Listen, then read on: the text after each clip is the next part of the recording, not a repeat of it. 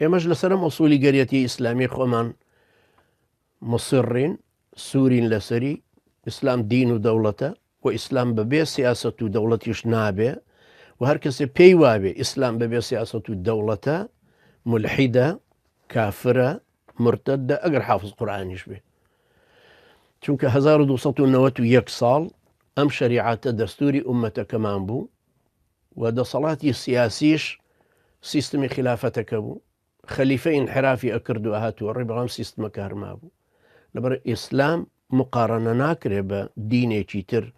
چونکە ئاەتەکان کە لە قورئانان دەقەکان باز لە تەشریع و تەنفیز و داوەریەکە ئەکەن لە مەسیحێتە ناتوانیت ئەو لە ئینجیلا بێنی بەرامبەر بە ئێمە ڕاگری بۆیە زۆر بە هەڵەدا چووی کە ئیسلام بەراوردەکەی لەگەڵ دینەکەی ئەوروپا ئەوەی ئەوروپاش مەسیحێتی نەبوو ئەوەی ئەوروپاش دینەکە بوو کە قوستەنتین قبوڵی کرد کە زاڵ بوونەوە لە کۆنگرەی نیقیە ساڵی 230 میلادی کە زاڵ بوون بەسەر جهەتەکانی ترا بەسەر یاعقوبیەکان و ئەوانی تریان